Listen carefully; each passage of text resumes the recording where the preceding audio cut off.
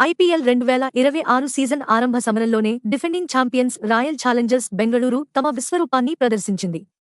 బెంగళూరులోని చిన్నస్వామి స్టేడియం వేదికగా జరిగిన ఈ హైవోల్టేజ్ పోర్లో సన్ రైజర్స్ హైదరాబాద్పై 6 వికెట్ల తేడాతో ఆర్సీబీ ఘన విజయం సాధించి తాము మళ్లీ ట్రోఫీని గెలవడానికే వచ్చామనే బలమైన స్టేట్మెంట్ను ఇచ్చింది.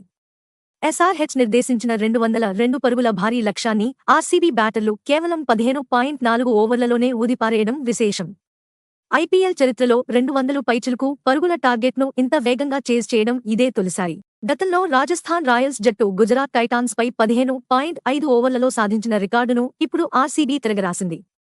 టాస్ గెలిచి ఫీల్డింగ్ ఎంచుకున్న ఆర్సీబీ కెప్టెన్ రజత్ పాటిదార్ నిర్ణయం సరైనదని నిరూపిస్తూ సెకండ్ హాఫ్లో పిచ్ బ్యాటింగ్కు మరింత అనుకూలంగా మారింది. ఇరు జట్ల ప్లేయింగ్ 11లో చిన్నపాటి మార్పులు జరిగాయి. హైదరాబాద్ బ్రెడన్ కార్సన్కు బదులు డేవిడ్ పైనేను తీసుకోగా ఆర్సీబీ మంగేష్ యాదవ్కు బదులు అభినందన్ సింగ్కు అవకాశం ఇచ్చింది.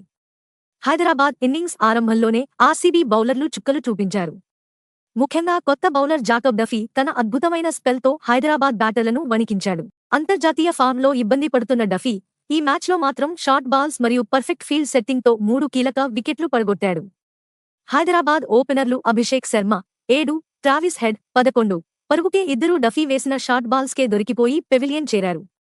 నితీష్ కుమార్ రెడ్డి కూడా కేవలం 1 పరుగుకే వెనుదిరగడంతో హైదరాబాద్ 29 పరుగులకే 3 వికెట్లు కోల్పోయి పీకలోతు కష్టాల్లో పడింది.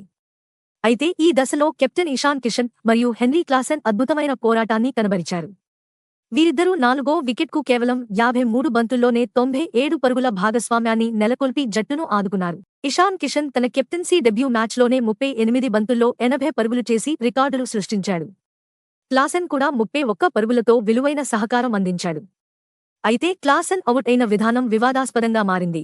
బౌండరీ లైన్ వద్ద ఫిల్ సాల్ట్ పట్టిన క్యాచ్ క్లీన్గా లేదని, బౌండరీ కుషన్ కదిలిందని క్లోజప్ దృశ్యాల్లో కనిపిస్తున్న థర్డ్ అంపైర్ త్వరగా అవుట్ ఇచ్చేయడం చర్చకు దారితీసింది. క్లాసెన్ అవుట్ తర్వాత హైదరాబాద్ బ్యాటింగ్ మళ్లీ తడబడింది.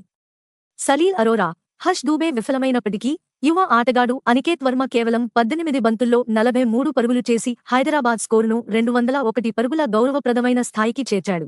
విరాట్ కోహ్లీ అనికేత్ ఇచ్చిన క్యాచ్ను డ్రాప్ చేయడం హైదరాబాద్కు వరంగా మారింది. ఆర్సీబీ బౌలర్లలో డఫీ, రొమారియో షెపర్డ్ చెరో 3 వికెట్లు తీశారు.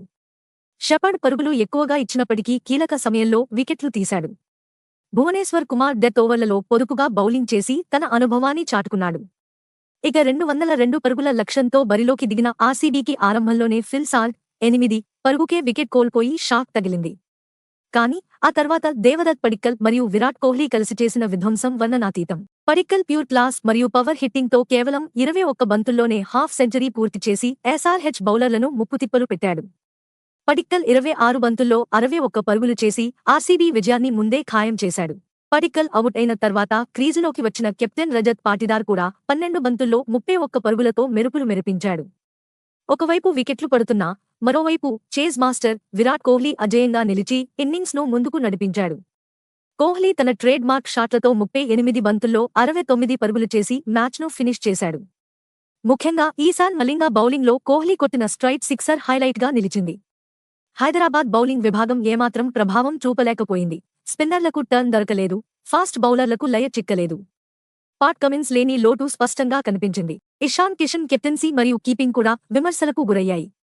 మొత్తానికి 6 వికెట్ల తేడాతో ఘన విజయం సాధించిన ఆర్సీబీ గత ఏడాది ఓటమితో మొదలైన సెంటిమెంట్ను చెరిపేస్తూ ఈసారి విజయంతో టోర్నీని ప్రారంభించింది. ఈ అద్భుత ప్రదర్శనతో ఆర్సీబీ మిగిలిన జట్లకు గట్టి హెచ్చరికను పంపగా హైదరాబాద్ తన బౌలింగ్ లోపాలను వెంటనే సరిదిద్దుకోవాల్సిన అవసరం ఎంతైనా ఉంది. ఈ మ్యాచ్లో ఆర్సీబీ ప్రదర్శనపై మీ అభిప్రాయం ఏంటి? హైదరాబాద్ జట్టు మళ్లీ పుంజుకోవాలంటే బౌలింగ్లో ఎలాంటి మార్పులు చేయాలో కింద కామెంట్ చేయండి. ఈ వీడియో మీకు నచ్చితే లైక్ చేయండి మరియు షేర్ చేయండి. మరిన్ని క్రికెట్ అప్డేట్స్ కోసం మా ఛానల్ను సబ్స్క్రైబ్ చేయండి.